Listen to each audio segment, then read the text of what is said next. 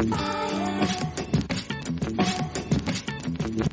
views and opinions expressed by callers, guests, and hosts do not necessarily reflect those of the Black Talk Radio Network and Black Talk Media Project. Black Talk Radio is new black media for the new millennium.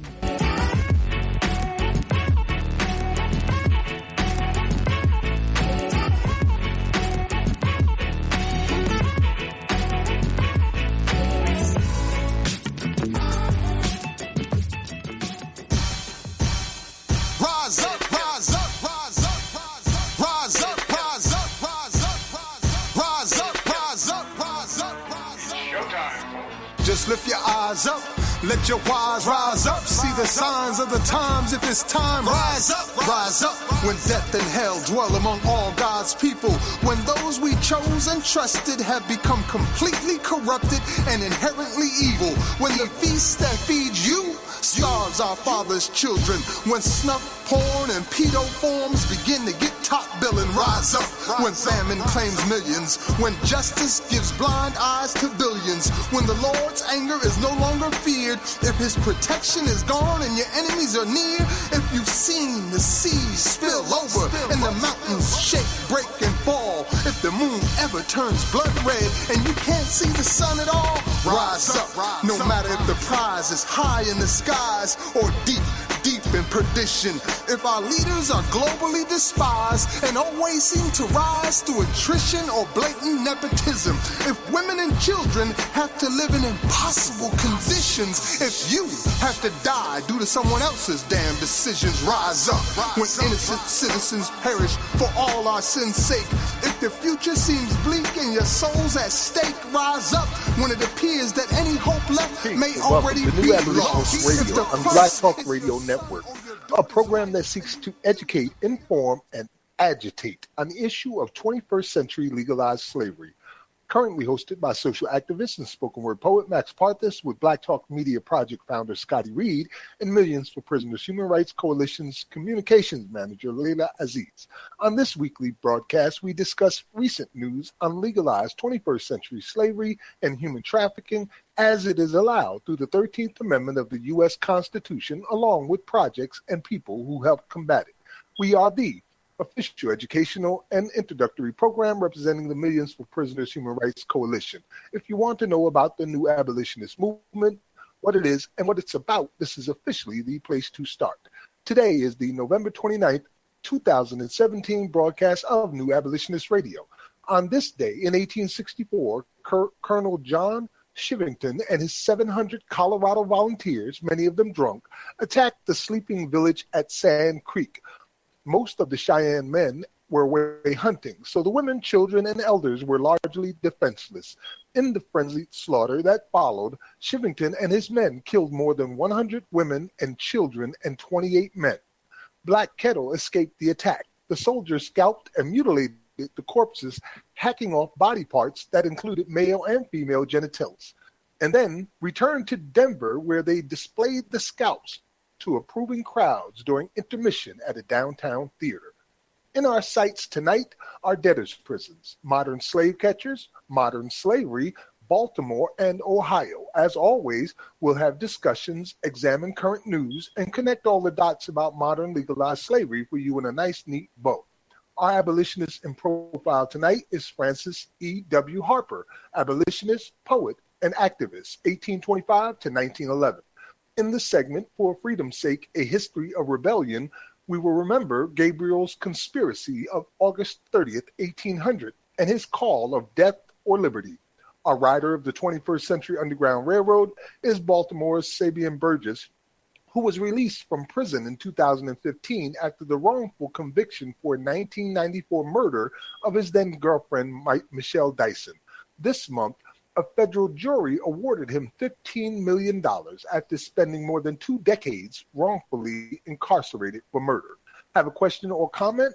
You can call us toll-free at 866-510-9025. You can chat with us and others by logging in at uberconference.com/Black Talk Radio Network. Once again, I'm Max Parthas. What's happening, Layla? What's happening, Scotty? How you guys doing? I'm good. How you guys doing? Doing the best I can. I'm just finishing celebrating my birthday, and happy birthday to you, Scotty. Yours is tomorrow. Thank you, and happy belated birthday to you as well. Appreciate it. Mine was boring, man. I stayed home. We had Chinese food, and we just chilled with family. It was nice to be here with family after being on the road for several weeks. And in a few days, I'll be on the road for a month and a half. So I'm going to be missing my peoples.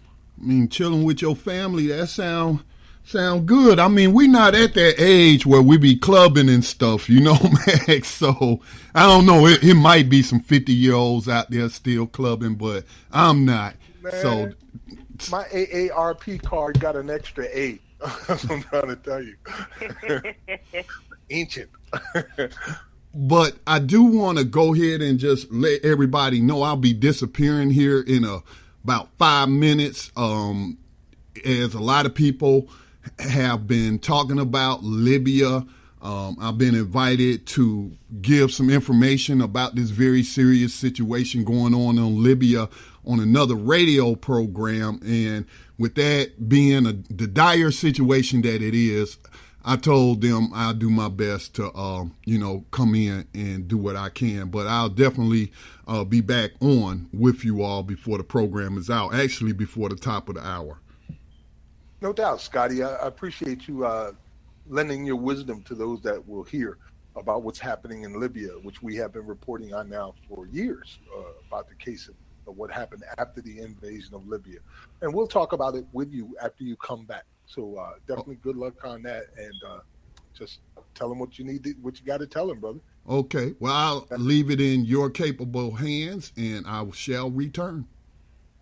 No doubt. Well, Layla, I've been a little bit distressed this week because of the news that keeps really digging into the question of who is black and who's not black. And it has been driving me nuts every time these questions start coming up and people start pulling out, their license to pull your black card. It just drives me nuts. I've been in California. I used to live out there. So I know out in Cali, it's a much more diverse crowd, a lot of mixed people out that way. But here in South Carolina, it's not necessarily like that, and I can see it's not like that across the world where, what's happening with Prince Henry or William or whatever the hell his name is getting married. And the way they're talking about his wife to be, it's just shameful, man. I don't think people understand what race is. Do you run across that problem often, Layla, where people really are talking about race and racism when they don't even know what it is? Yes.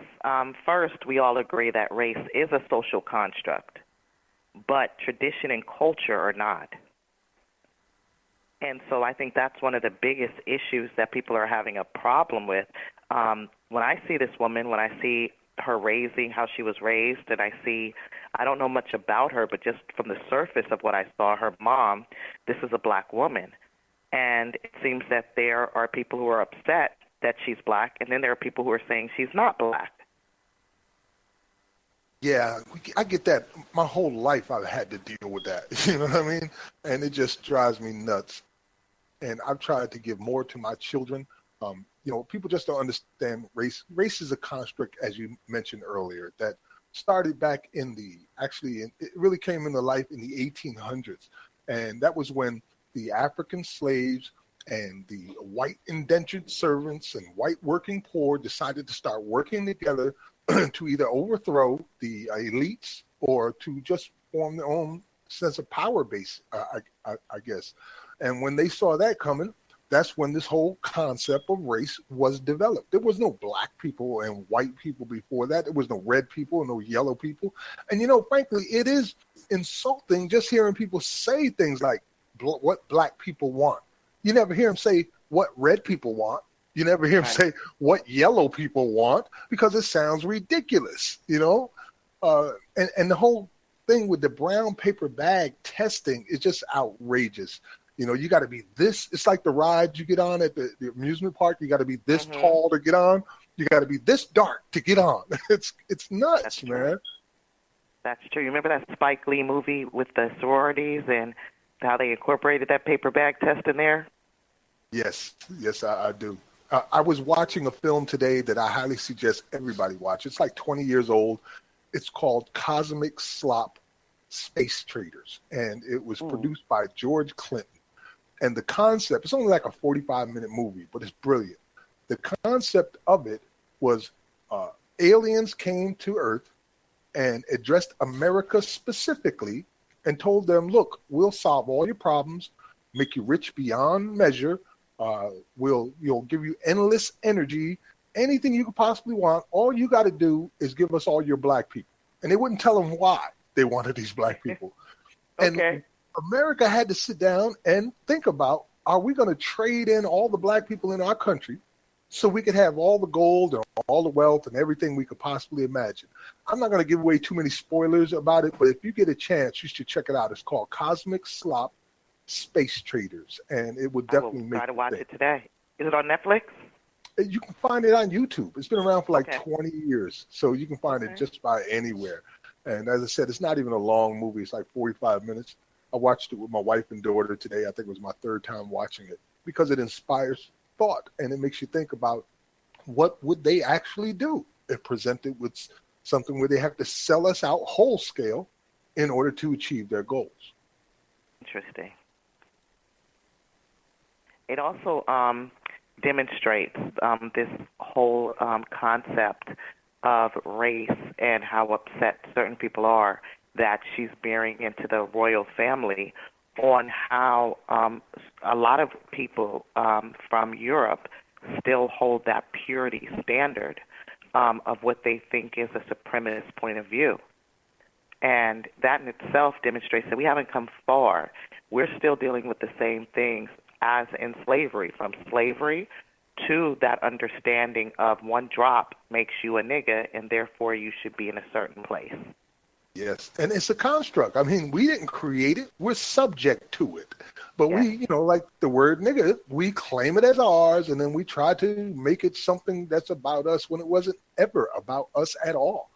One of the things that we lost in the enslavement of the Africans was knowledge of our nations of origins. So many people prior to DNA testing had no idea what country they came from. So they would just point at a continent and go, I'm from Africa. That's a whole continent with like 50 some odd nations in it. What country are you from? And they're not all peaceful with each other. Africa has as many issues as Europe has as far as, intertribal, international issues and things like that. I mean, what do you descend from? Tutsi or Hutu? Because, those are very different people, But that was one of the things that they stole from us, our knowledge of where we came from.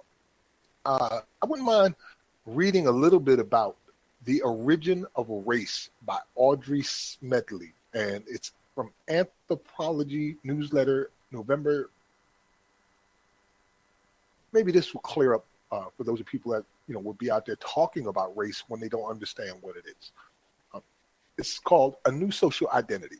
Toward the end of the 18th century, the image of Africans began to change dramatically. The major catalyst for this transformation was the rise of a powerful anti-slavery movement that expanded and strengthened during the Revolutionary era, both in Europe and in the United States. As a consequence, pro-slavery forces found it necessary to develop new arguments for defending the institution. Focusing on physical differences, they turned to the notion of natural inferiority of Africans and thus their God-given suitability for slavery. Such arguments became more frequent and strident from the end of the 18th century on, and the characterizations of Africans became more negative. From here, we see the structuring of the ideological components of race. The term race, which had been a classificatory term like type or kind, but with the ambiguous meaning, became more widely used in the 18th century and crystallized into a distinct reference for Africans, Indians, and Europeans. By focusing on the physical and status differences between the conquered and enslaved peoples and Europeans, the emerging ideology linked the socio-political status and physical traits together and created a new form of social identity. Pro-slavery leaders among the colonists formulated a new ideology that merged all Europeans together, rich and poor, and fashioned a social system of ranked physical distinct groups. The model for race and races was the great chain of being or scale of nature, a semi-scientific theory of natural hierarchy of all living things derived from the classical Greek writings. The physical features of different groups became markers or symbols of their status on the scale and thus justified their position within the social system. Race ideology proclaimed that the social, spiritual, moral, and intellectual inequality of a different group was, like their physical traits, natural, innate, inherited, and unalterable. Thus was created the only slave system in the world that became exclusively racial. By limiting perpetual servitude to Africans and their descendants, colonists were proclaiming that blacks would forever be at the bottom of social hierarchy. By keeping blacks, Indians, and whites socially and spatially separated and enforcing endogamous mating, they were making sure that visible physical differences would be preserved as the premier insignia of unequal social statuses. From its inception, and separateness and inequality was what race was all about. The attributes of inferior race status came to be applied to free blacks as well as slaves. In this way, race was configured as an autonomous new mechanism of social differentiation that transcended the slave condition and persisted as a form of social identity long after slavery ended.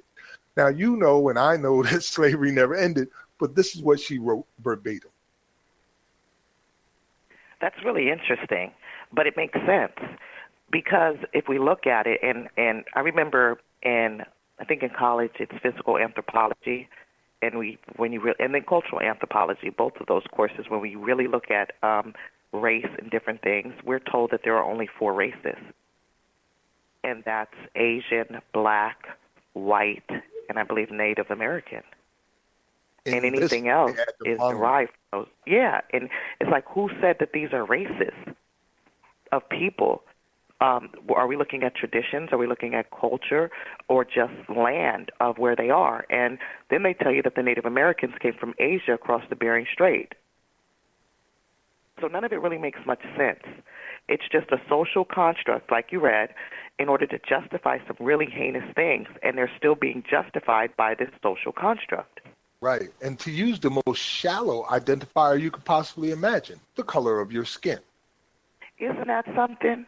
Mm-hmm. And it still applies today, and that's how we have what we call racism. See, race is a construct. It's an illusion. It's not real. It's like smoke rings. But the results of racism, of thinking like that, are very real. When you, as a cop, for instance, or a judge or a prosecutor, decide to treat someone with a darker hue different than you would someone with a lighter hue, simply because of what you believe or think, however erroneous it may be. And we see those results in states all across America where incarceration rates are astronomically higher for people of African descent or Black people than for their counterparts of white people. I think, for instance, in states like Vermont, it's about 14-1. So for every one white person that's being incarcerated in Vermont, there's 14 Black people. And when you think about that, it's already outrageous, but you got to add the population distribution into that too, and it becomes out of this world ridiculous. In Vermont, Black people make up less than 1% of the population. So you're talking about 98 point whatever percent of the population it is white, and they have one person being incarcerated, and then 12 are being incarcerated from that less than 1%. That's what genocide sounds like. Yeah, and it's unacceptable on every single level that we're doing this and that we're allowing these things to happen and we're justifying it. And it's not race, it's religion.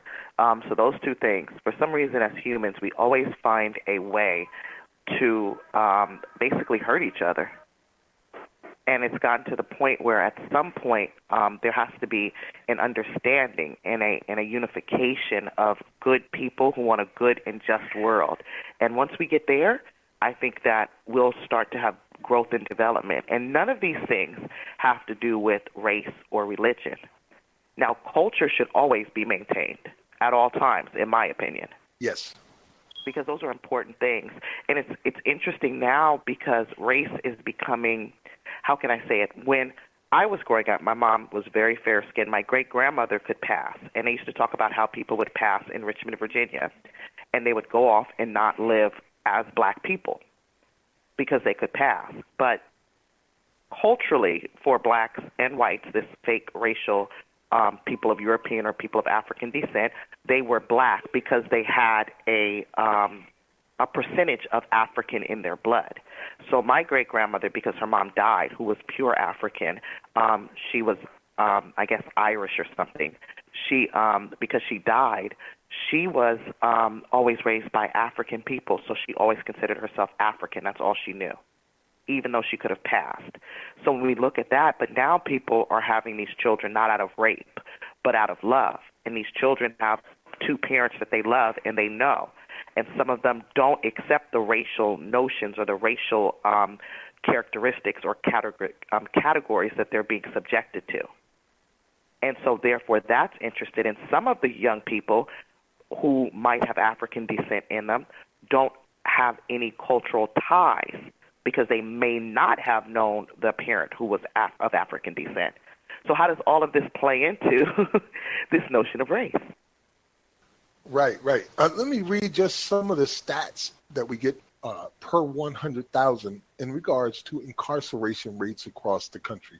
And I put this out and it kind of went viral, but here's just some of the states. Out in California, for every 405 whites, there are 2,758 blacks being incarcerated per 100,000. In New Jersey, for every 170 whites, there are 1,621 blacks being incarcerated. In Pennsylvania, it's 326 to 2,675. In Vermont, it's 207 to 2,030. In Wisconsin, it's 398 to 3,787. Wow. Like so how do we deal with this? Yeah. Wow. Go ahead. Just say what you were going to say. This is so now we understand that all of this racial that it's all fake, but yet we're being bought and sold based on it. Yes. Exactly. And what's so interesting is how black people in America are so different than other people because we did not really mix with our oppressor and enslaver until fairly recently. Right. And so our community has a culture and a tradition that is very different than a lot of other communities. When I was a child coming up in the late 60s and early 70s, I was one of the few people as light as I am in the whole community. Like, there was not a lot of us. You know what I mean? Our family was of mixed descent, and we kind of stood out very much so. So even back in the 60s and 70s, we didn't have this huge population boom of multiracial and biracial people that you have right now. Last I heard, it was somewhere near 50 million people in the United States who consider themselves of mixed descent with African heritages. But, slavery takes two.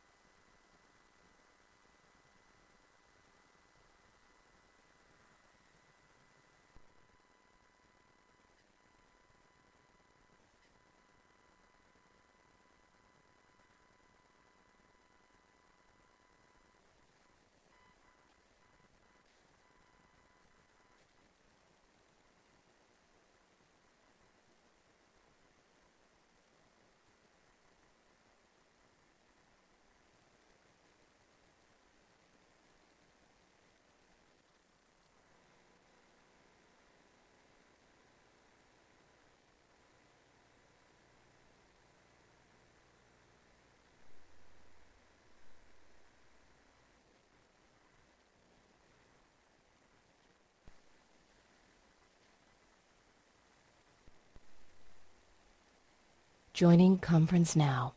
This conference is being recorded by the organizer. Whatever they wanted you to do. So it was basically white slavery at that time. And had it not been for the Africans, that would have expanded. So you would have been seeing 5 million white people only in this country as slaves. And, when it comes to slavery, the idea of chattel slavery versus what we have today might be a little confusing, but chattel simply means property. That's what it means, property. So when they say chattel slavery, they meant back in the day, we owned people. Well, when you look at the prison systems today, all you got to do is realize what they call you, state property. Exactly. They own. So it is chattel slavery all over again.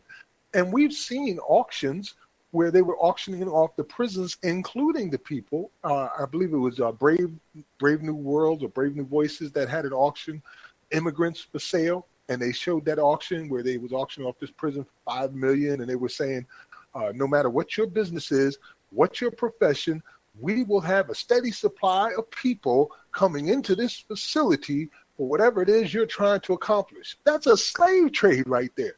Yes, and it is. I often remind people that the labor issue, the free labor that they get from these people who are incarcerated is gravy.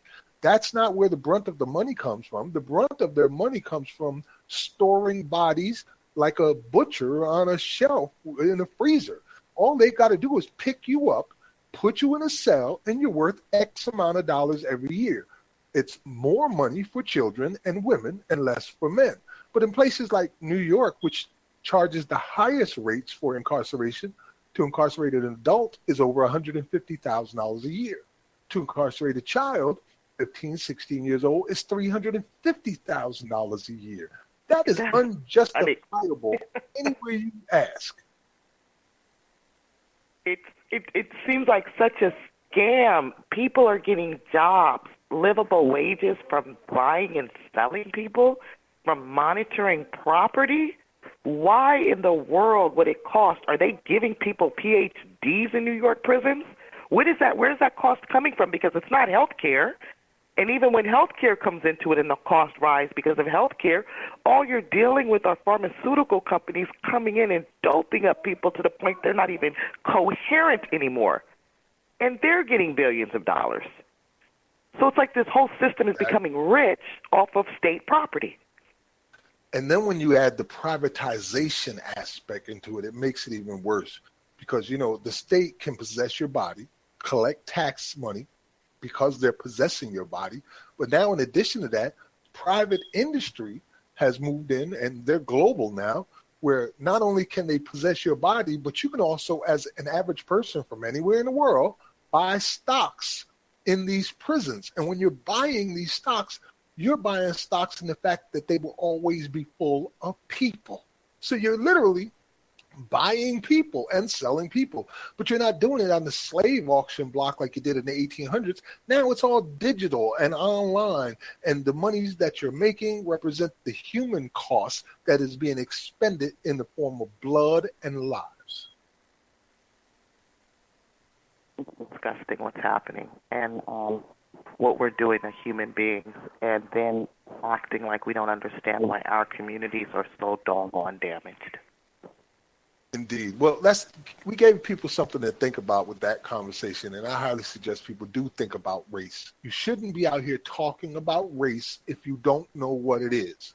So first, please educate yourself on the idea of race, the concept of race, where it came from, how it began, how it's applied, and then you go out there and talk about it all you want after that.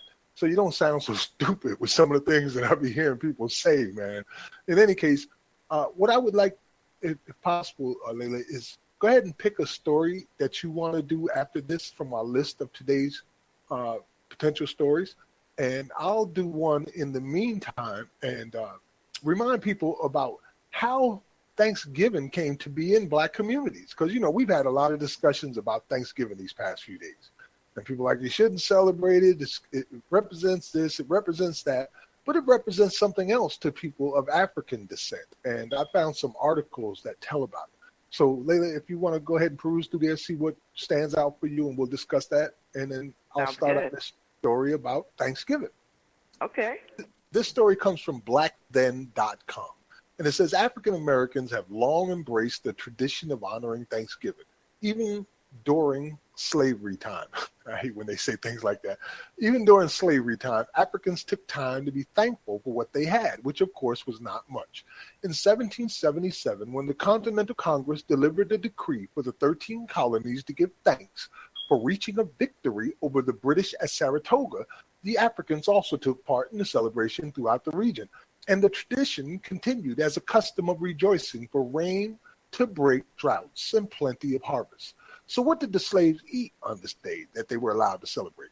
The slaves who worked in the fields would often go out and catch wild game for their family and close enslaved friends. The women would prepare cornmeal cakes or pony cakes to go along with the game. The house enslaved people had it better than the field enslaved people. House enslaved people feasted on the leftovers from the main house after the slave owners finished their meals. A forgotten fact. Thanksgiving started off as a church-oriented celebration for the Black community. African American pastors often gave sermons that could be heard loud and clear through the small Black churches. The sermons would be about struggles, hopes, fears, and triumphs. The sermons usually grieved the institution of slavery, the suffering of Black people, and often pleaded for that an awakening of a slave-free America would someday come soon.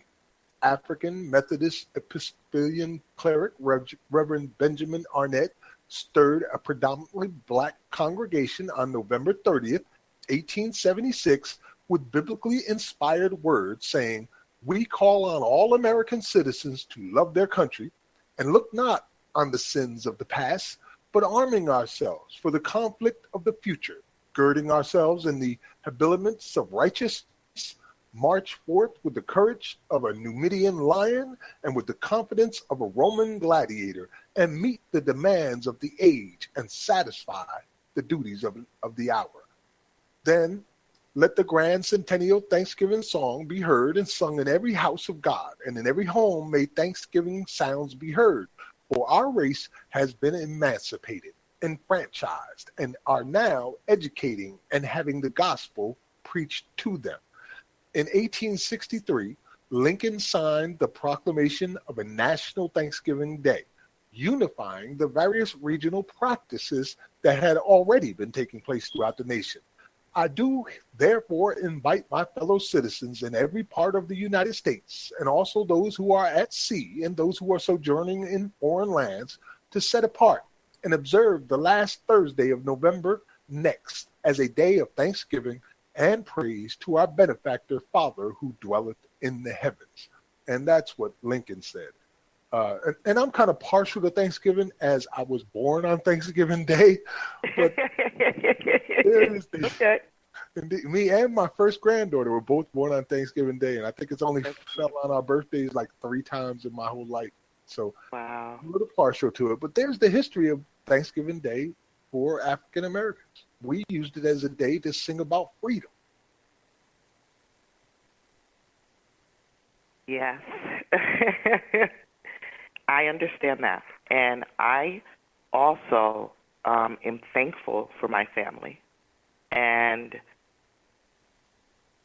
I can't align myself with the holiday, though. Me either.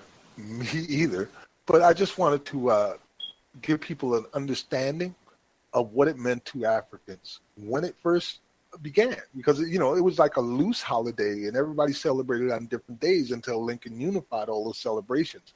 And I thought it might be important to have the perspective of the African Americans when it comes to Thanksgiving and how it began for them. Why we get together with each other and do what we do. No, thank you very much, because that was enlightening to me. I normally sit through Thanksgiving. I'm happy my family's there, but I'm kind of like, this is not a holiday we should be celebrating. And I still feel that way, even with the understanding that it did mean something to us, and I'm down to celebrate our holidays and that don't trample on the death and destruction of others. Yes. Well, there's something going on every day. Like today when I read the intro and I was talking about how this is the anniversary today of the Sand Creek Massacre. There's massacres that have happened throughout all of history on blacks and natives across this country. Yeah. Well, we've got a pretty good lineup today of stories. Did you find something that you want to start with? I did, and I actually just clicked out of it, but it is the story on the young woman who was sentenced to life as a juvenile, the human trafficking. And I do see that Kim Kardashian is getting some news from her assistants, but there are thousands of women who fit the same profile that are currently incarcerated, and I'm hoping that we look at the policy that allows these women to be treated as actual perpetuators instead of victims, and why this always happens to young women of color. And this is not the first issue of this. So you want me to go ahead into the article that you posted from Bustle about Kim Kardashian, or is this one of them? I think that might be something Scotty put up. I've seen the headlines, but I haven't had the opportunity to really read into her story. But feel free, go ahead. Okay, so basically, proving that she's definitely a woman of her word, Kim Kardashian West is reportedly helping Centoya Brown, a sex trafficking survivor convicted of murder. On Tuesday, Kardashian responded to Brown's story in a tweet and vowed to call her attorneys to see what can be done to fix this. Kardashian explained in the post, "The system has failed. It's heartbreaking to see a young girl sex trafficked. Then, when she has the courage to fight back, she is jailed for life. We have to do better and do what's right." According to People, Kardashian has reportedly enlisted the assistance of her high-powered attorney, Sean Hawley, to help Brown, the 29-year-old Tennessee woman who was tried as an adult for a murder she committed at 16. In 2004, Brown was served a 60-year prison sentence with no possibility of parole until 51 of those years had been fulfilled for killing Johnny Mitchell Allen, a man who had paid her for sex. At the trial, Brown's attorney presented evidence of sexual, physical, and verbal abuse, and the young woman being a third-generation abuse survivor. As reported by Newsweek, Brown had also testified that she had regularly, I missed my spot, that she had regularly been abused, and she was a victim of violent acts, including rape.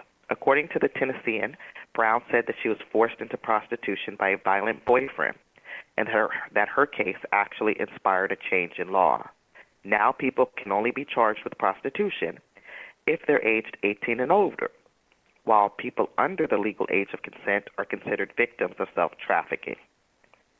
And this sounds all fine, and we've just had a law like that passed in California maybe last year, but it still does not change the policy. It will put this young lady in jail for 50 years. It almost seems like it's an obvious thing that if a girl or a boy is 14, 15, 16 years old, they cannot legally, nor are they mature enough to decide to be a prostitute. Like somebody's pushing them in that direction. There's usually an adult around who is pushing them in that direction or exploiting them as pimps or basically enslavers. And you're correct. We're having an issue with the ideology of pimps too, though. And the reason I say that is because now these are sexy terms that politicians are throwing around, and they're also sexy terms that are getting them voted again after they pass these laws that are these anti-human trafficking laws. And human trafficking initially was really about people who came from other countries, and like slavery, right? They came from other countries and then they were forced to work. And then the sex industry, they kind of put that in the same area as human trafficking. And what's really troubling about it is right now, for some reason, entrapment on a federal level, and definitely for the state of California, is has been loosened. And so what we're seeing are the police go on Facebook and they'll message a young boy who's 18, 19 years old on his mom's couch, about to get kicked out, not doing what he's supposed to be doing. And she'll say, you're so fine, you're so hot, let me PayPal you $500 or meet me at this hotel. I want to pay you. Who's little dumb boy, and a lot of these boys have IEPs. I don't mean to say dumb, but they're delayed in a lot of ways. They're in special education. Excuse my albiism. Dumb was not the correct word. And they go to get this money, and they're arrested on site, and they get 4 to 6 years. Wow. And so after they come on, but it stands up in court. So now you have them come out. They have to register as a sex offender. This sex offender registration is the same registration as a man who's been molesting a 2-year-old or 10-year-old. So therefore they can't live in certain areas. They can't get a job, and then the crime and the cycle continues. So we have to be careful on what they're labeling as pimps, and there should be a prerequisite that makes you a pimp, like maybe an asset or two. Yeah, like you should have like the high heel clogs on, and like an asset, something that makes. It's ridiculous. And it's even the laws have gotten so harsh where they're getting some of these young men where if they can even see that she sold her body and you got a dime out of it, whether she paid your phone bill or anything that they can see that was done and that you benefited from, you're now going to get pimping and pandering. So these laws have gotten really wide, and we're not realizing it because we think, oh, this is so heinous, prostitution, forced prostitution. And they always show you a 15-year-old girl with some 30-year-old man, and they're not getting those guys. That is not who's going to prison for prostitution. It's these young boys who are being entrapped, or them and their girlfriend, they're both 19, 20, they're both just super brainiacs, decide that this is a good way to get money and be independent. And so we need to look at other ways of stopping them from criminalizing our youth. But then let's even go further than that. I deal with women all the time who've done 15, 20, 10 years for when they were actually really human trafficked. And because they're black women or Hispanic women, when the police come in, they treat them as just like the pimp. Let's even go deeper. Sarah Cruzan, that's California. 16-year-old girl kills her former pimp because what they're saying about this young lady is, but she should have killed her pimp. She didn't kill her pimp. She killed a trick. Like it makes a difference to you people. First of all, she was a victim. Second of all, why is a trick picking up a 16-year-old? That's not okay. And if you're going to go and pay for sex, you need to have due diligence to make sure you're not buying a child. You see what I'm saying? That's exactly what you're looking for. Come on. Let's not pretend that he wasn't looking for a child. The girl's 30-something now and looks like she's 12, right? Right. So imagine what she looked like then, and you have the same situation with Sarah Cruzan. She ended up killing her pimp, her former pimp, though, the guy who had turned around at 13 years old. The state heard that, prosecuted her, and gave her life without parole at 16 years old. You know, and this is... Go ahead. I'm sorry, Sister Layla. I just wanted to chime in on that because I had heard of Santonio Brown's case years ago.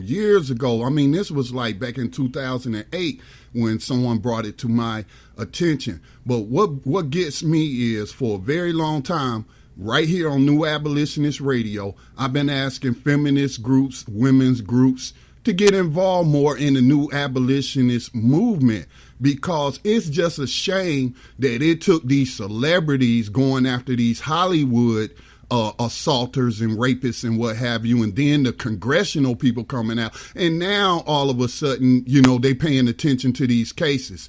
And those are just a couple of cases that you mentioned. You know, we've made reports where women in a prison in Michigan were being hogtied and butt naked and not given water and food for days, I guess, to make them more pliable to the guard's sexual advances. So I just wanted to chime in on that. It's just a shame. It's just a shame that it take some celebrities who ain't even speaking on the people, our sisters that's in the prisons, you know, girls and women that are being subjected to this rape and sexual assault behind the bars. But I just had to chime in on that point. And I do want to let the caller know we do have the caller. I'm going to let Sister Layla respond, and we'll come to the caller.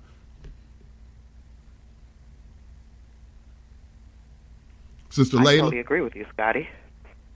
I totally agree with you. On every level, when you say we're the feminist, and this is a question I often ask on every level, how are young girls who've been prostituted as minors given life sentences for murdering either their rapist or the person who sells them to rapists. And then once these women are, California sterilized black and Mexican women, hundreds of them. Yes, they did. Without their consent. So where are the feminists? Where are they? And so I have the same question as you, Scotty. Got women giving birth in prisons right now in shackles as they give birth.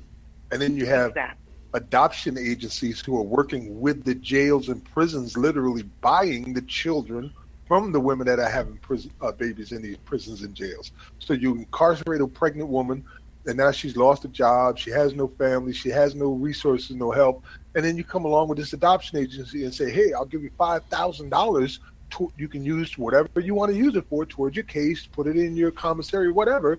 All you got to do is put your child up for adoption for this particular couple, not just any couple, but this one right here. They're literally buying children from the jails and prisons like that. Another aspect of slavery. Exactly. Let's go to our caller. We got new abolitionist, L.A. Ramon, on the line. Greetings to you, brother. Please add to the conversation. Peace, L.A. Welcome to New Abolitionist Radio again.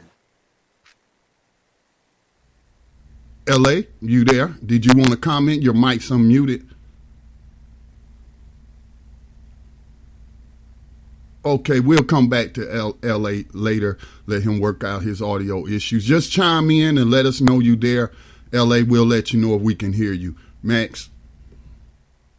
One of the stories that I want to get on is a two-part story. It's about what's going on in Baltimore.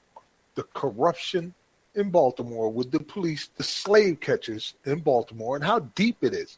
And one of the biggest questions that I always bring up that nobody ever seems to want to ask outside of the abolitionist circle is when you find out that these cops are so damn corrupt, it should be automatic that you check their entire career to see how many innocent victims have been subject to their corruption, especially if his racism is involved. But, there's a big story going on in Baltimore right now because one policeman has been shot in the head and killed. And the only evidence of bullets that they found in the area was from his own gun. So I believe it was 3 or 4 bullets from his own gun, and he was shot in the head and killed in an alleyway. And it was the day before he was due to testify against other officers. Now, I don't know about you, but that sounds like an assassination by police whistleblowers to me. I can read some of the story from the first one in regards to this slain officer. And mind you, this is Sean Suter, is a person of color, 43-year-old Baltimore homicide detective. Said he was shot in the head November 15th with his own service weapon while on duty.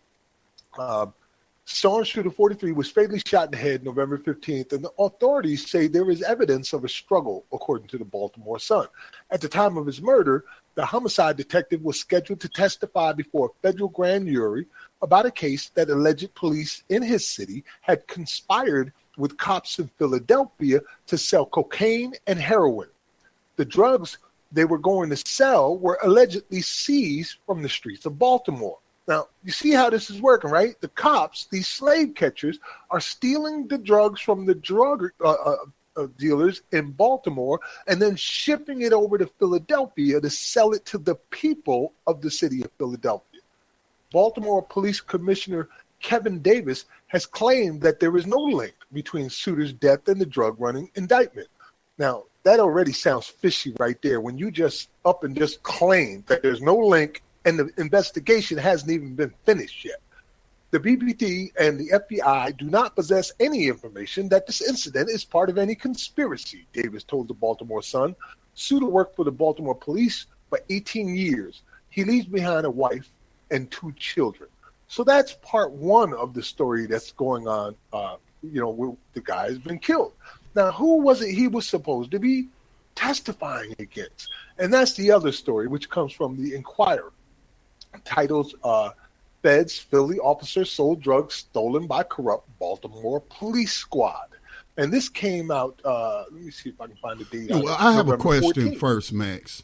And Yes, my question is this a separate case involving Baltimore slave catchers than the ones who were indicted already by the FBI earlier this year, who were indicted, who were robbing people on the street, literally robbing and beating up people on the street. So is this separate? Is this another set of cops? I can't say with all certainty.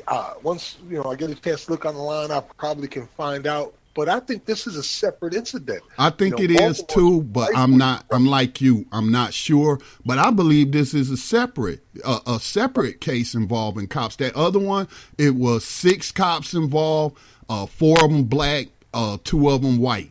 And the cops in Philly too. Remember, there was another set of cops in Philly that was like 6 of them. Now, after you tell us the other story, I do have an update on this story that you started off with that makes it even more suspicious. But go ahead. Okay, all right. Well, let me just tell you guys what he was going to testify against. Federal agents arrested a Philadelphia police officer Tuesday, accusing him of conspiring with officers in Baltimore to sell cocaine and heroin seized from that city's streets. Prosecutors say that Eric Troy Snell, 33, earned thousands of dollars serving as a conduit between corrupt members of the Baltimore Police Task Force who stole the drugs from his brother who sold them in Philadelphia. Investigators also have accused Snell of threatening the children of a Baltimore officer who pleaded guilty in the case. Man, they are threatening to kill your children, and they did kill one guy. His arrest is the latest in a widening police corruption scandal that has rocked Maryland's largest city, resulting in the arrest of 8 members of an elite gun task force there who prosecutors have accused of robbing and extorting drug dealers for years. Not just recently, for years. A Philadelphia police spokesman said that Snell, a 3-year veteran of the force, who had been assigned to the department's 35th district in northwest Philadelphia, would be suspended for 30 days with intent to dismiss. Wow. Snell began his police career in Baltimore before arriving in Philadelphia in 2014. It was at the police academy in Maryland that he met Jamel Ryan, a fellow officer and his primary contact with the Baltimore Gun Trace Task Force. The squad had been deployed to crack down on proliferation of illegal guns in that city. But prosecutors now say that Rayam and several cohorts, including 2 commanding sergeants, used their position to rob drug dealers and pocket hundreds of thousands of dollars uncovered while searching homes and cars of suspected criminals. Now, I'm not going to read the rest of that story. You get the idea of what's going on, but I do want to point out something here, that they said suspected criminals. That's all they got to say. You don't even have to be a criminal. They could just run up in your house, take everything you own, and say you're a suspected criminal. That's how our Fourth Amendment rights are being violated with the asset seizure laws that are in place today. Scotty, you said you wanted to add to that? Yes, the Baltimore police are refusing to let the FBI join the investigation of this murdered homicide detective. So, if they was trying to dismiss any quote unquote conspiracy theories or dispel any kind of thoughts that, hey, they're trying to cover it up, well, they just added more fuel to the fire by refusing to let the FBI join the investigation. And some other experts have weighed in on this, and they say that, that will be the best scenario if you want transparency, is to let the FBI as an outside agency lead the investigation actually, and not just be a part of it. So that just came out yesterday that the Baltimore Police Department will not allow the FBI to join the investigation. That points to police chiefs, for instance, like the one who already said that there's no connection when the investigation hasn't even been done yet. That points to corruption at the highest of levels.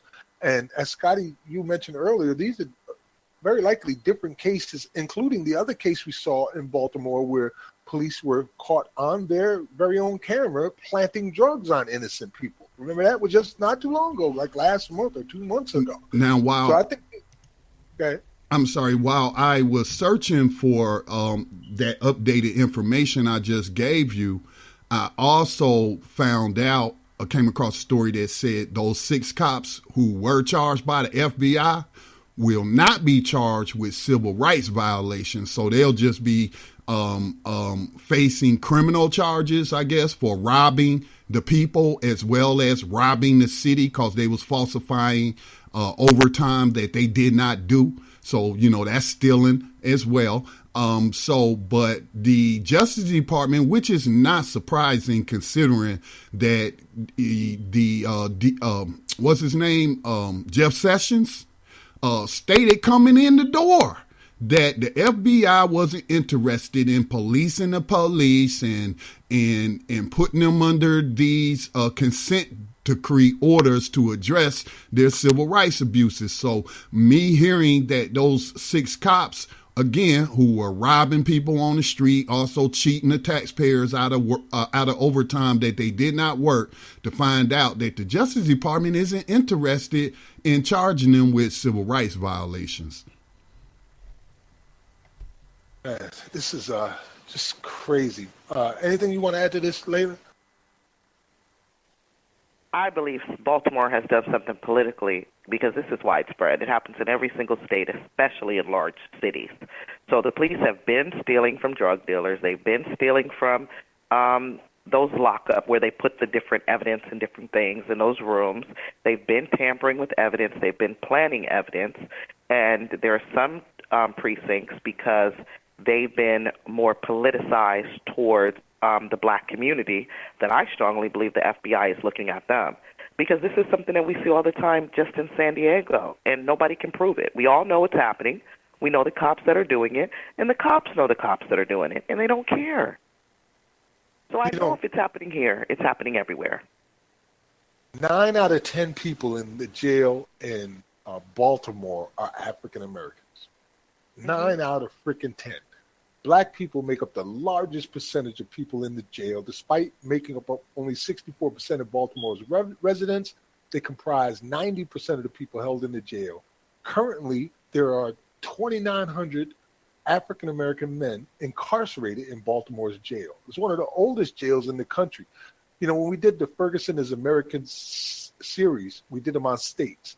I only did one city, and that was Baltimore, because Baltimore was so damn corrupt, somebody had to put it in writing and show exactly how corrupt they are. I mean, where they're talking about spending money like $280 million just on jails. So we have to start thinking, when we see these corruption cases come forth, and an entire city's police department is corrupt, or at least a large enough portion of it that it allows these types of things to happen, then we have to start looking for people who need their freedom, who deserve their freedom, who have been railroaded or framed, or however they got them into these jails and prisons, or in some cases into cemeteries.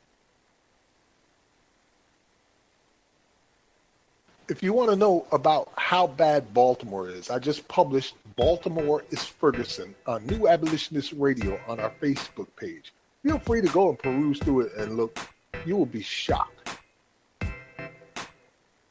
Well, looks like we're up on our first break.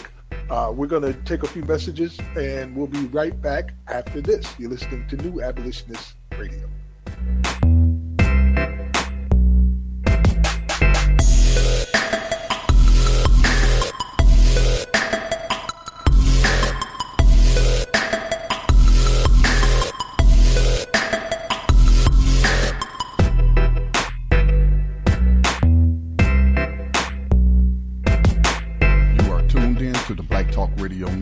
For podcasts and live program scheduling, visit us on the web at blacktalkradionetwork.com.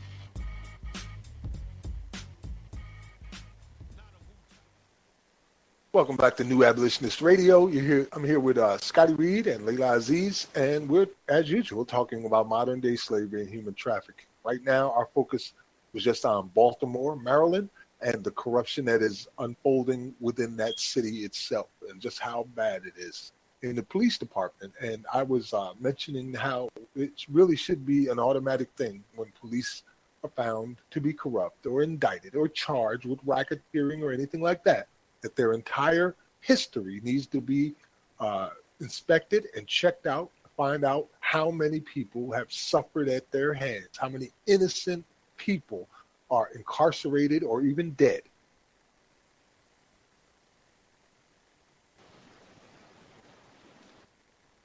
All right, well, unless you guys want to ask or say anything about the Baltimore case, I wouldn't mind hearing a little bit about Libya as well. You know, I've been putting in our weekly planning thing now for the past 5 or 6 weeks, and we never really got a chance to speak about it on New Abolitionist Radio.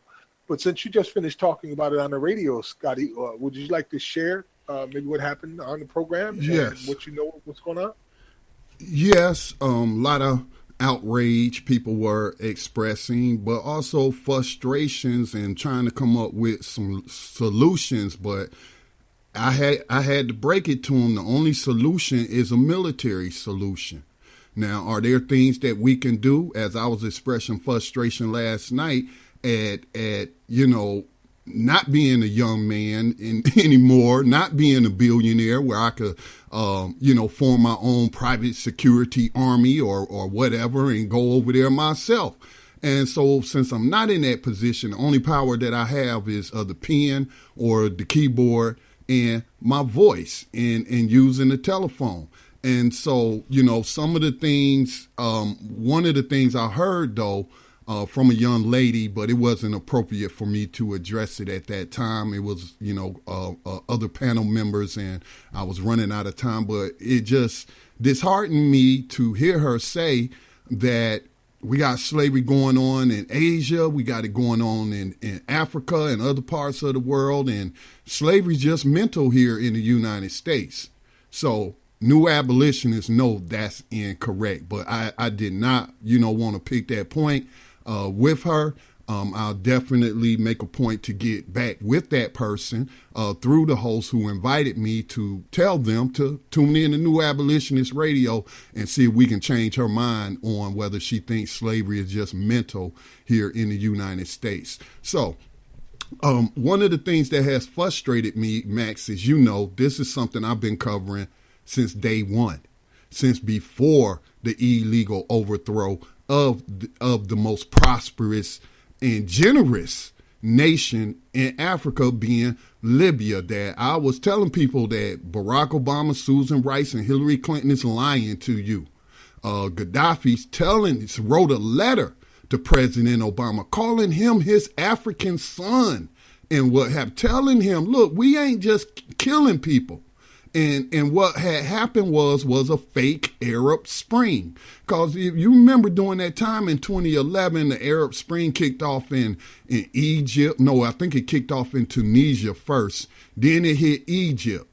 Now, the United States and Western powers were deep into trying to overthrow the government of Syria through these proxies of theirs, calling them Syrian rebels. Some of them are straight up terrorists, ISIS and Al-Qaeda, and we know the CIA's long history to that.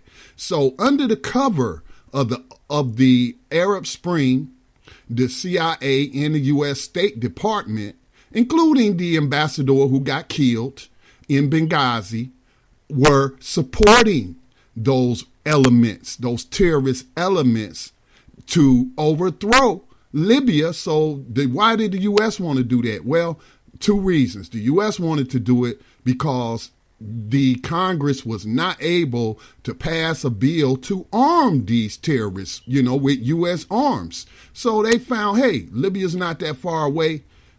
Gaddafi got a bunch of rifles and bullets and ammunition and all that good stuff. We could just get those and transfer them to those terrorists in Syria. So also, the U.S. had the same interest as France did, which was expressed in Hillary Clinton's emails between her and Sidney Blumenthal, a criminal. And in those emails of Hillary Clinton's, also with the former French president, was that Gaddafi, they were worried about Gaddafi about to launch this African currency for the African Union backed by gold.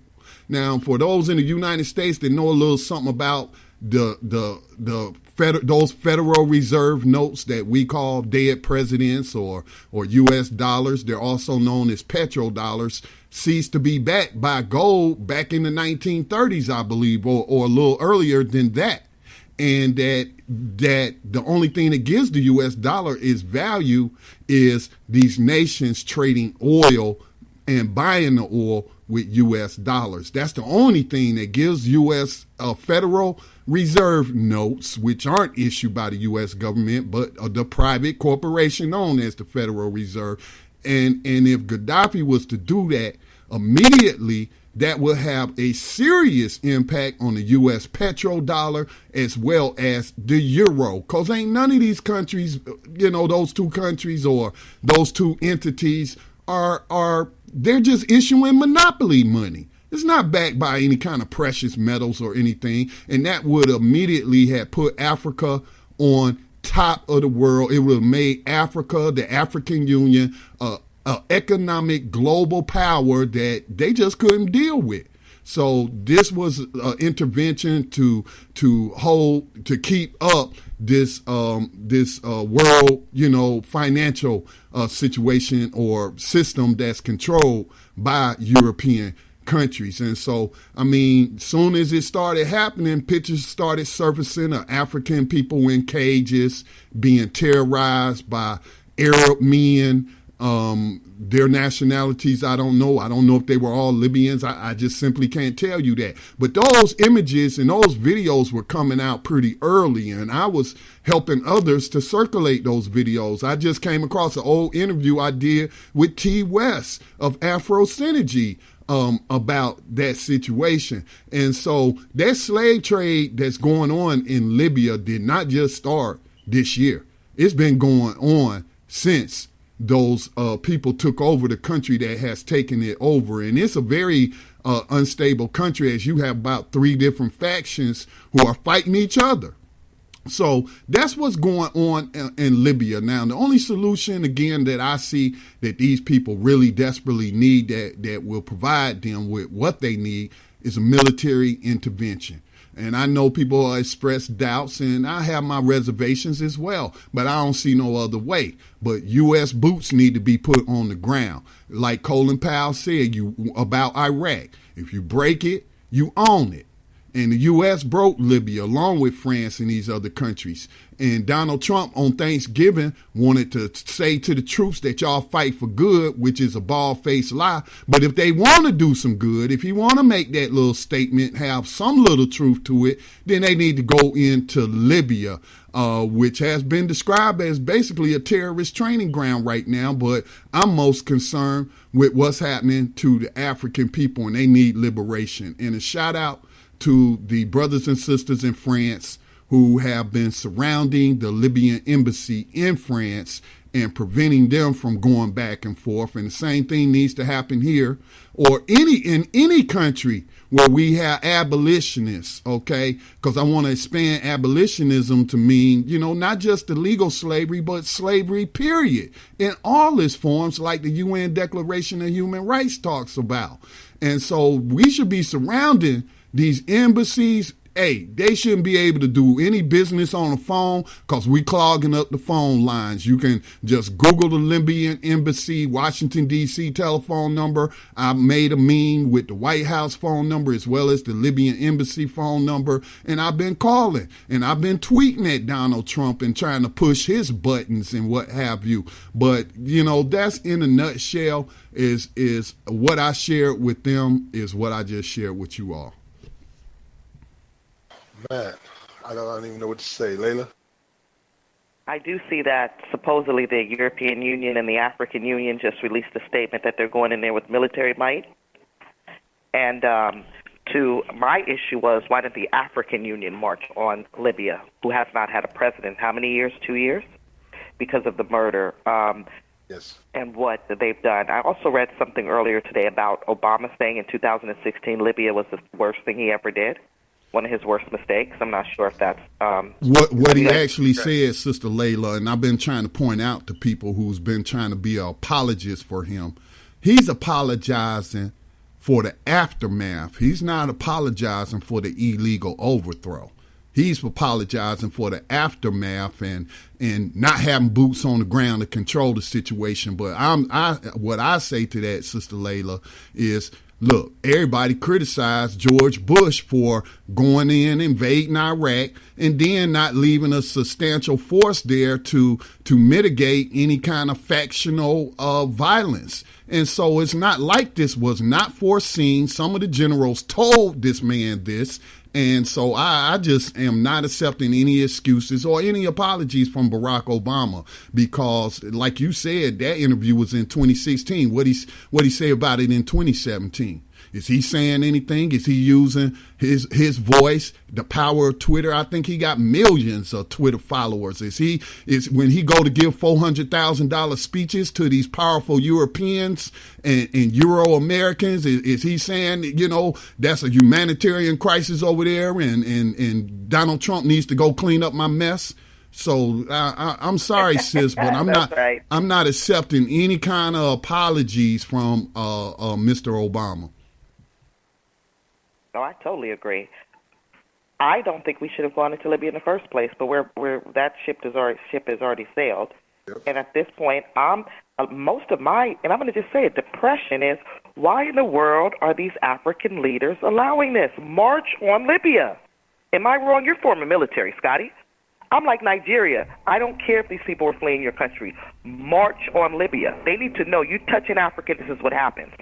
Well, Sister Layla, unfortunately, the African Union, I shouldn't say the entire African Union, because remember, like you mentioned, Gaddafi was the president at one time. They have a rotating chairperson, and he was that. But the African Union, the reason that you have these sort of international or national pacts with other nations is like NATO. If you attack one of us, you attacking all of us.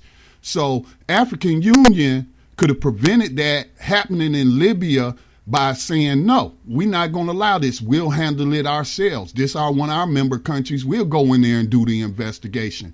But based off of what happened in Zimbabwe, I came across some information in The Hill, which is they call it, one of the oldest papers in Washington, D.C. But you had a woman who is a business consultant, write an op-ed piece in The Hill telling Donald Trump, advising Donald Trump to use the situation to further U.S. interests by offering them money and things of that nature.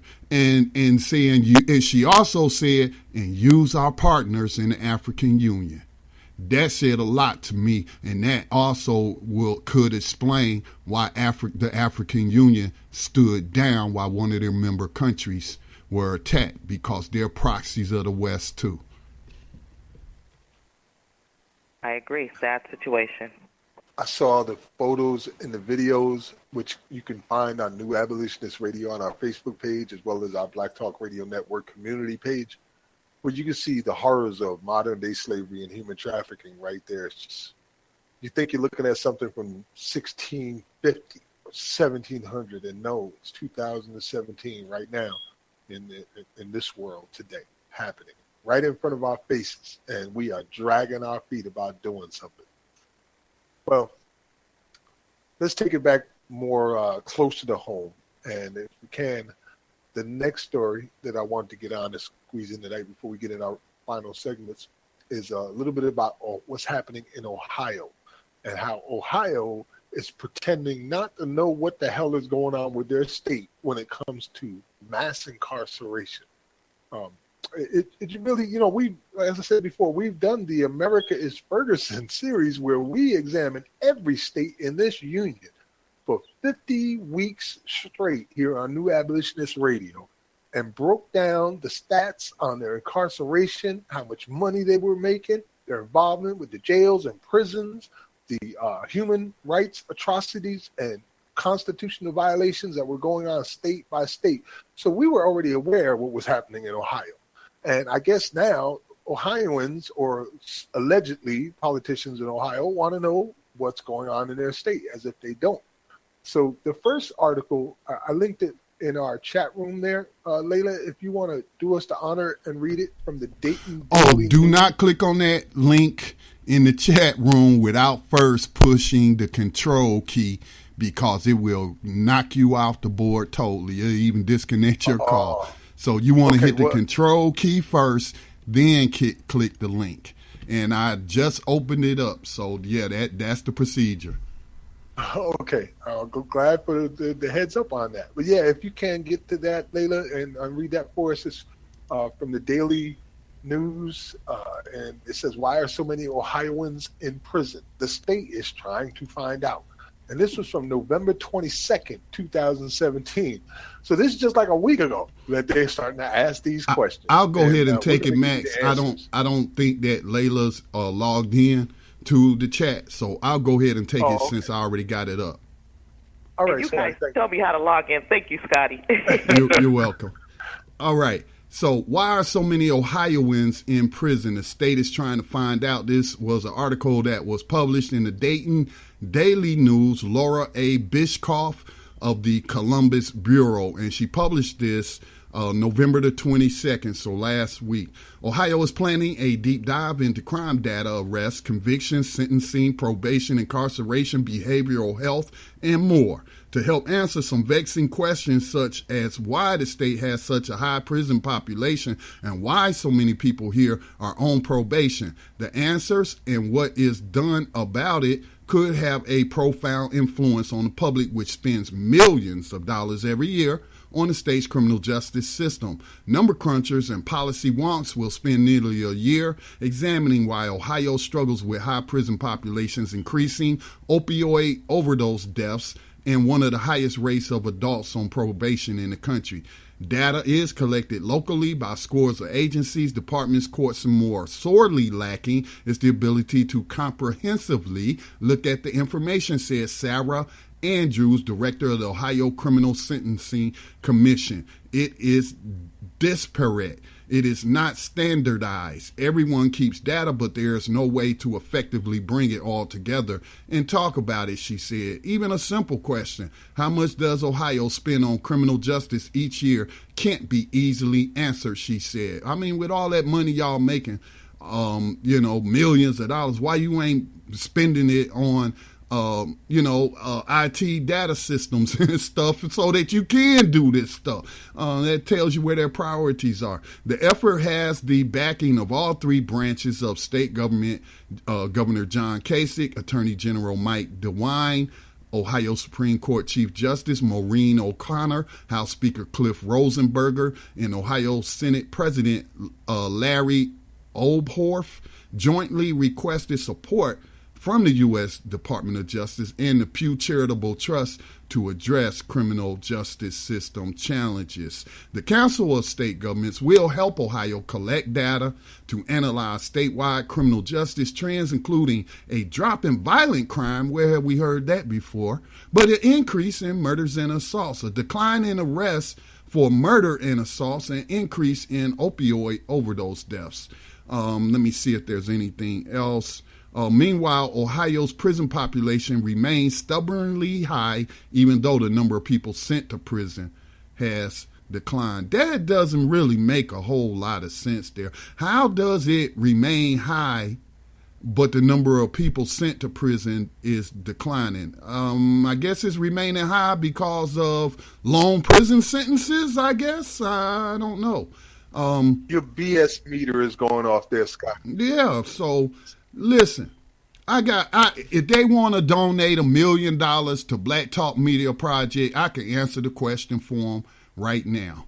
Slavery, that's why so many Ohioans are in prison. Take a look at your state constitution, which is modeled after the 13th Amendment of the U.S. Constitution. That's a very simple question. That's why you're making profit off of bodies. You commodified bodies. You're providing jobs that way. I know them overseers and slave catchers are getting in there overtime, and so that's the reason. It's a very simple question to answer. Max, Layla. Go ahead, Layla, because I have some data that I'm going to share about this afterwards. You want to add You anything? guys, we continuously demonstrate where the dollars are going and what this is all about, right? Yes. At what point do people understand that we are still in the modern post-slave or modern slave society? At what point do we do this?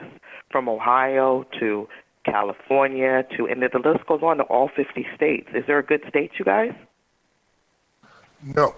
There is no state in the union where racism is not practiced excessively to the point where per 100,000, it is just this incredible vast difference between whites and blacks. In terms of the 13th Amendment in state constitutions modeling the Constitution, I think there's only 2 states. Now, North Carolina outright abolished slavery, but they got their exception clause in there too.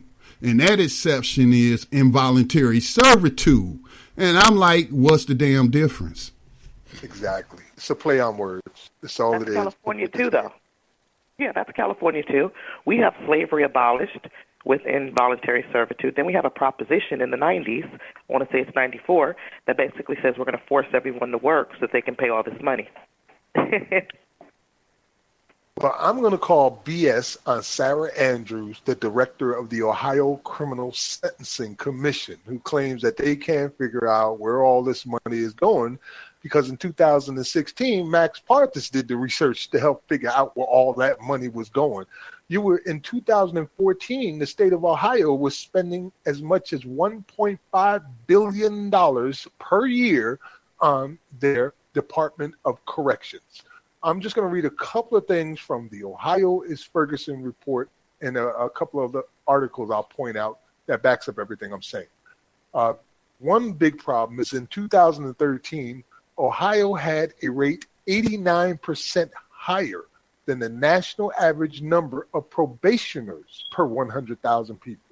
And we know that probation is one of the quickest ways that people end up inside prisons for violation of probation. I would suggest that Ohio look into the private for-profit probation companies that very likely exist right there in Ohio. So that's the first thing. Here are, at this point right now, Ohio's prisons are at 132% capacity. The rate of incarceration for whites is 344 per 100,000, blacks 2,196 per 100,000, and Hispanics 613 per 100,000. And blacks only make up 12.6% of the population in Ohio. Now, here's some things of note about Ohio. 3% of a single Ohio county census block group comprises 20% of the state's population, prison population. So 3% of one little block is comprising 20% of your total state prison population. And let's not forget the Department of Justice's investigations into the 2 cities of Cleveland and Cincinnati, finding that they were indeed practicing prison for profit and exploiting and extortion. Here's another thing. It's a dubious distinction at best. Ohio became the first and only state to sell a prison to a private company. The short documentary Prisons for Profit, produced by the ACLU of Ohio, examines the first 18 months after Corrections Corporation of America, now known as CoreCivic, purchased the Lake Erie Correctional Institution, LAECI, in 2011 from the state of Ohio. The film chronicles the disturbing and oftentimes dangerous sets of events that unfolded in the aftermath of that sale. And then finally, a recent Google search data study revealed that Ohio is among the most racist states in America. The inmate population in Ohio's already crowded prison system is projected to reach a record 52,000 by June 30th, more than 4,100 higher than what state officials predicted the year before. Ohio is Ferguson. That's what's going on. So you're pretending like you don't know you're spending $1.5 billion a year on your Department of Corrections. You're pretending like you don't know that it's one of the most racist states in America. You're pretending you didn't have a Department of justice investigate 2 of your cities, and you're pretending you don't know 20% of your prison population comes from just one small community that you keep arresting over and over and over again. Yeah, it's pretty absurd. I tell you, man, it's just hard when you're dealing with people who are not coming from an honest place, because you can't have an honest conversation with people like that, man. Now, I'm sure that Ohio, the legislature come up with a budget every year, right? And they allocate where the money's going. So I'm not buying this. They don't know where the money's going. They know exactly where it's going. Here in South Carolina, where I'm at presently, their Department of Justice of Corrections budget is $750 million. Ohio ain't no bigger than South Carolina, but they got double the budget. Now, why is that? And the ACLU just sued them in court for debtors' prisons, and that Miss Sarah is acting like she don't know about that. And it was so effective that the state Supreme Court had to strike down debtors' prisons. Now, strike down debtors' prisons sounds wonderful when you hear it like that, but really all they did was issue out these alternatives to judges to use in cases of bail. They found that they were using the bail system to generate revenue for the state of Ohio. Again, Max, go ahead. Look, Scotty? If they want to hire us, we can come in and tell them. I just did a quick Google search, because we know ALEC is responsible for many of the state bills that incarcerate or lead to, more people being enslaved. So I just did this quick search, and I found a page, sourcewatch.org, Ohio ALEC politicians. For a list of this is a partial list of Ohio politicians that are known to be involved in or previously involved in the American Legislative Exchange Council. And it lists, let me see, look like all Republicans. Yeah, it's all Republicans. I'm like, wow, man. It's got a pretty long list, man. So, ALEC. ALEC was brought up in Ava DuVernay's film, The 13th, and they do play a role in it. And we've covered them, for years in trying to inform people how these legislatures are given basically a paid vacation to go out to Arizona or wherever ALEC has his conference, and all expenses paid, and then they bring them in and they show them the legislation that they have written up, and then give them classes on how to sell it when they go back to their respective states. Damn. Layla? I can see how that works. What's really troubling is Ohio was supposed to be freedom, right? I know when you look at the southern states where the former slaves from the 1800s walked, Ohio was Georgia. And to see, I lived in Cleveland for a while, and their very crooked system, very unfair system, and also a system that's geared, just like you demonstrated, to make money for the state. Slavery. Yes, ma'am. At what point? Well, that's where your man Max Parthas will be heading to build our homestead out there and start an abolitionist compound, because we're needed out there in Ohio. Yes, we are. Well, we're coming up on our last break for the evening, I guess, Scotty. And when we come back, we'll get into our regular segments, our abolitionist in profile, our rider of the 21st century Underground Railroad, and we will remember a rebellion. You're listening to New Abolitionist Radio here on BlackTalkRadioNetwork.com. We'll be right back after these messages.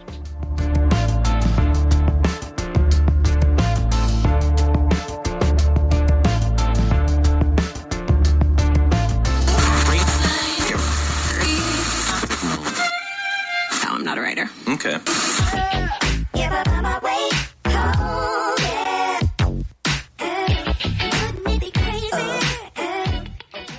Black Talk Radio, since 2008, providing new black media for the masses.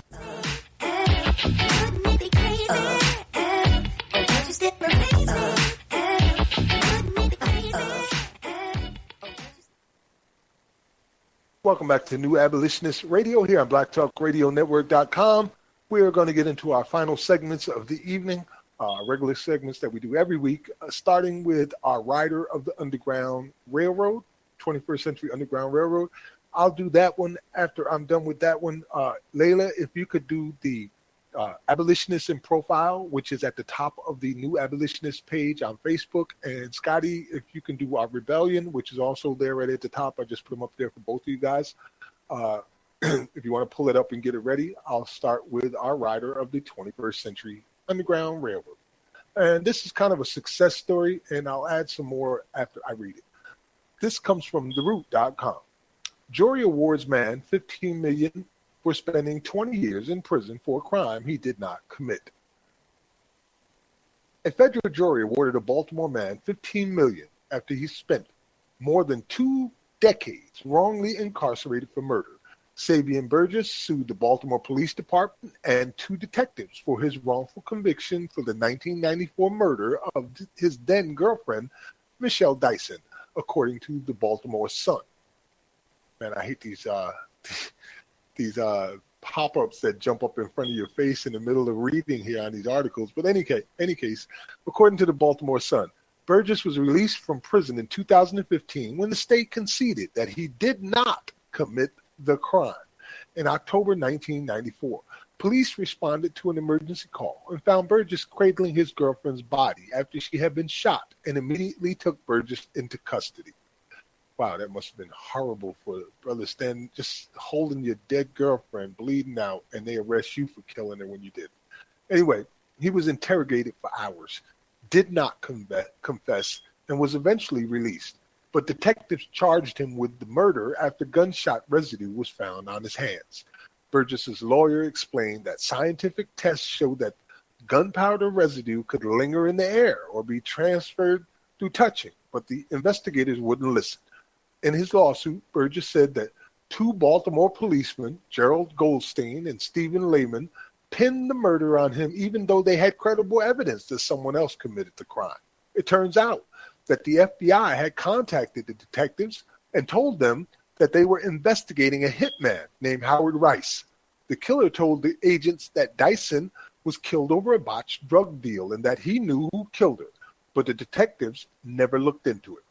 Then Burgess's mother received a letter from someone who confessed that he, along with the same hitman, Howard Rice, had killed Dyson, but the detectives didn't bother to investigate it. The detectives also received a call from Dyson's father, who said that Dyson had been nervous in the days before the shooting because someone named Little Man was trying to kill her. But you know, Little Man is the street name for Howard Rice. Rice died in 1999 and is suspected of as many as 7 murders. Despite the fact that multiple people had informed the 2 now retired detectives that Rice killed Dyson, he was never investigated by the Baltimore Police Department. Burgess did not seek a specific amount of money in his lawsuit. After he was awarded $15 million, he said, "Finally, justice has been served." Burgess added, "It wasn't about the money. It was about wanting the truth to come out." And we here at New Abolitionist Radio salute you, Brother Burgess. Salute. Welcome to freedom. Welcome to freedom, man. You've been out a couple years, but now you got $15 million. You should consider donating some of that to the New Abolitionist movement. Now, you wanted me to cover Gabriel's conspiracy? Yes, sir. Okay. Wow. And I just briefly went over this, but I'm just going to tell y'all right off the bat, by the time I get through reading this, you will find out where the system, how racism and white supremacy came to be a legal practice here in the United States. This is the birth of white supremacy. Again, as I've told people, slavery was first. White supremacy was enacted in order to maintain slavery. And so we should be cognizant of that. Why? Because it's the truth and it's documented. So let me read Gabriel's conspiracy for you all. Death or liberty. On August the 30th, 1800, a tremendous storm dropped heavy rain on central Virginia, swelling creeks and turning Richmond's dirt streets into quagmires. The storm aborted one of the most extensive, one of the extensive plots in American history of victims of slavery to free themselves. A conspiracy known to hundreds of the victims of slavery throughout Central Virginia. A charismatic blacksmith named Gabriel, who was owned by Thomas Prosser of Henrico, planned to enter Richmond with force, capture the Capitol and the Virginia State Armory, and hold Governor James Monroe hostage to bargain for freedom for Virginia's victims of slavery. The intensity of the storm delayed the conspirators' planned gathering, and a few nervous victims of slavery told their enslavers of the plot. The arrest of the conspirators, including Gabriel, led to trials in Richmond, Petersburg, Norfolk, and several surrounding counties. The conspirators were tried in courts of Oyer and Terminer, established under, this is it right here, a 1692 statute in which testimony was heard by 5 justices, not a jury, with appeal only to the governor. 26 victims of slavery were hanged, and another apparently committed suicide in his cell. Several who were convicted were sold and transported out of Virginia. 2 of the victims who had informed their enslavers about the intended rebellion received their freedom. Man, disgusting. Historian Douglas R. Egerton definitively places the insurrection within the context of post-revolutionary Virginia, when Democratic, Republicans, and Federalists argued about the proper extent of liberty and debated the legacies of the French, American, and even the Haitian revolutions. Learning from these debates, Gabriel based his actions on conceptions of freedom and liberty that flowed from the revolutionary movements. At Gabriel's trial, Ben Woolfolk, who had been recruited by Gabriel, testified that Gabriel intended to purchase a piece of silk for a flag on which he would have written death or liberty, a clear reference to Patrick Henry's fiery speech of 1775. If white Richmonders agreed to free the victims of slavery, according to one conspirator, Gabriel would dine and drink with merchants of the city. One insurgent reputedly stated that I have nothing more to offer than what General Washington will have had to offer had he been taken by the British and put to trial. Gabriel's conspiracy had an immediate impact on American politics and Virginia law and society. The planned rebellion was widely reported in American newspapers and during the 1800 presidential campaign. The Federalists cited the event as a consequence of the Democratic-Republican support of the French Revolution and ultra-democratic ideals. The intense scrutiny made some of Virginia leaders uncomfortable with the execution of the revolutionaries. Monroe, a participant himself in a war for liberty, expressed concern about the number of executions. Thomas Jefferson agreed that there is a strong sentiment that has been hanging enough. The other states and the world at large will forever condemn us if we indulge in a principle of revenge. In the wake of the affair, however, Virginia lawmakers imposed new restrictions on slaves, and free blacks and whites would never again be complacent about the possibility of slave uprisings. And New Abolitionist Radio salutes the participants in Gabriel's conspiracy. Death or liberty. Now, what I wanted to say about this is that it was earlier in the 1600s, it traces back to Virginia colonial law, that laws were passed that would put restrictions on free blacks. What were some of those restrictions? They could not own firearms. That Second Amendment, they didn't want black people to have no firearms. It also said that they didn't have a right to self-defense. I'm talking about free black people. Now, I'm not talking about victims of slavery. I'm talking about free black people. A lot of us, we don't want to acknowledge that we had free black people back then. But who do you think was the primary conductors of the Underground Railroad, if not the black church and others? But it was in Virginia colonial law that put those restrictions on free black people and further restricted the movement of the victims of slavery, which gave birth to white supremacy. All right, so and Bacon's rebellion also kind of plays into it, but I don't want to confuse the two conspiracies, the two revolts. Max, Layla. Layla, if you would do us the honors of our abolitionists in profile, and it's not necessary for you to do the poem. I just added it there for people to be able to read one of her poems. I really liked it too. So our new if you want to do it, you can do it. We got time, sure. Let's see if I can go through her story to spend more time on the poem. But her name is Frances E.W. Harper. She's an abolitionist, a poet, and an activist. She lived from 1825 until 1911. Born in Baltimore, poet, fiction writer, journalist, and activist, Frances Ellen Watkins Harper was the only child of free African-American parents. She was raised by her aunt and uncle after her mother died when Frances was 3 years old. She attended the Academy for Negro Youth, a school run by her uncle, until the age of 13, and then found domestic work in a Quaker household, where she had access to a wide range of literature. After teaching for 2 years in Ohio and Pennsylvania, she embarked on a career as a traveling speaker on the abolitionist circuit. She helped slaves escape through the Underground Railroad and wrote frequently for anti-slavery newspapers, earning her a reputation as the mother of African-American journalism. She was a prolific writer, and she published many collections of poetry. She married Fenton Harper in 1860. He brought to the marriage 3 children of his own, and together they had a daughter. When her husband died in 1864, Harper continued to support her family through speaking engagements. During Reconstruction, she was an activist for civil rights, women's rights, and educational opportunities for all.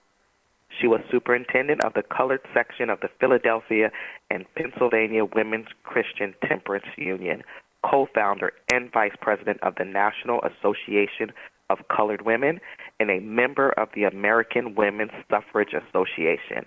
Harper was also the director of American Association of Colored Youth. This is one of her poems. I'm going to read a few lines. It's called The Slave Auction. The sale began. Young girls were there, defenseless in their wretchedness, whose stifled sobs of deep despair revealed their anguish and distress. And mothers stood with streaming eyes and saw their dearest children sold. Unheeded rose their bitter cries, while tyrants bartered them for gold. And women, with her love and truth, for these in sable forms may dwell, gazed on the husband of her youth, with anguish none may paint or tell. And men, whose sole crime was their hue, the impress of their maker's hand, and frail and shrinking children's too, we gathered in that mournful band. Ye who have laid your love to rest, and wept above their lifeless clay, know not the anguish of that breast, whose loved are rudely torn away.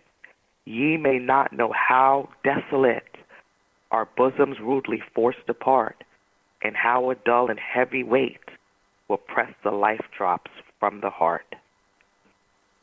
And that was our featured abolitionist on the new Abolitionist radio show, Frances E.W. Harper. Salute Sister Harper, the mother of African-American journalism, and a poet on the abolitionist speaking circuit. Man, we are just following in their footsteps and hoping we can be half as good as they were. Even a tenth as good. Whew. Well, that's the end of our regular segments there, and thank you for sharing that poem with us. I'm glad you squeezed the time in there for it. Well done. I think now we'll come to the point where we just give a few closing statements, something you might want people to remember, or something coming up that you want to remind them of. And be sure to tune in next week, too, on New Abolitionist Radio right here on the blacktalkradionetwork.com. And don't be shy. Call in if you got a question, because I know with this information will inspire people to ask questions because you've been lied to for a very long time. So who wants to start out with our final statements for the evening? Scotty, Layla, either of you? Scotty, you want to go or you want me to go? You can go, Layla. Well, today was a very informative show, and it demonstrated that slavery is still alive, well, and kicking, not only in the United States, but in Northern Africa and other places. I thank you both for a lot of the information that was shared from the prison industrial slave complex to our, slave rebellion, Gabriel's rebellion. And I just want, if I can say anything, and I'm going to mirror what you guys say all the time, always look for the connections. There is no crime that has been done. There is no skin hue that a person has been born with. There is no religion that a person has embraced that can ever make a person feel as though slavery should exist, period. And that's what we're fighting as abolitionists. We do not believe slavery has a place in modern society, and for once, we want it to rest from the prison industrial slave complex to the buying and selling of people in Libya. So thank you, Scotty and Max. Thank you, Layla. For my final comments, I want to take it back to the program that I was on called Revive, which is on the timeforanawakening.com radio network. And, very passionate young people. The show is geared towards millennials. And so it was my pleasure to be able to speak to some of those millennials. But what really stood out to me, besides the issue we were on there talking about, which was the slave trade in Libya right now, but when the young lady expressed that we only have mental slavery here in the United States, just tells me that we got a lot of work to do in informing our young people. And I'm not even going to put an age on it, but just informing people, period. Like I told one of our guests one time, Angela Chan, who was a guest on Black Talk Radio News, when she published a piece in the Huffington Post, and she's an attorney I think she's out of California too, in the San Francisco area. She works mainly with the immigration issues, but she's an Asian woman. And like I told her, I asked her when she pointed out that slavery was being practiced via the 13th Amendment, and that even the immigration slavery was in violation of the 13th Amendment. So she made a distinction between the legal slavery and the illegal slavery that detained immigrants go through, which isn't authorized by the 13th Amendment. But I asked her, I said, so do you consider yourself an abolitionist? And she was like, well, I don't know. What does it take to be an abolitionist? I said, do you believe that slavery still exists legally here in the United States? She said, yes.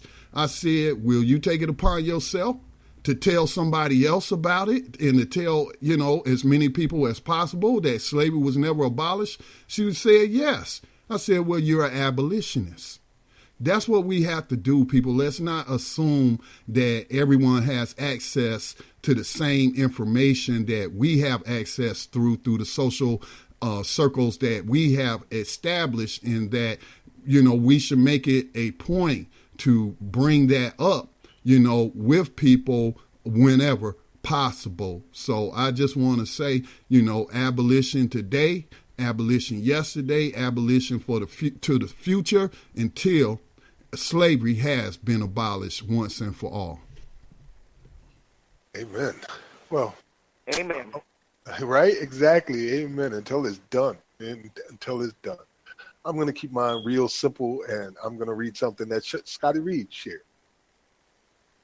A black woman who brings a child every 2 years is more profitable than the best man on any farm. Thomas Jefferson. Your heroes are an abolitionist monsters. And that's why we know that abolition is a reason for a revolution, so we can finally know some peace. Peace. Rise up, rise up, rise up, rise up, rise up, rise up, rise up, rise Just lift your eyes up, let your wise rise up. See the signs of the times, if it's time, rise up. Rise up when death and hell dwell among all God's people. When those we chose and trusted have become completely corrupted and inherently evil. When the feast that feeds you starves our father's children. When snuff, porn, and pedo forms begin to get top billing, rise up. When famine claims millions. When justice gives blind eyes to billions. When the Lord's anger is no longer feared. If his protection is gone and your enemies are near. If you've seen the seas spill over and the mountains shake, break, and fall. If the moon ever turns blood red and you can't see the sun at all, rise up. No matter if the prize is high in the sky.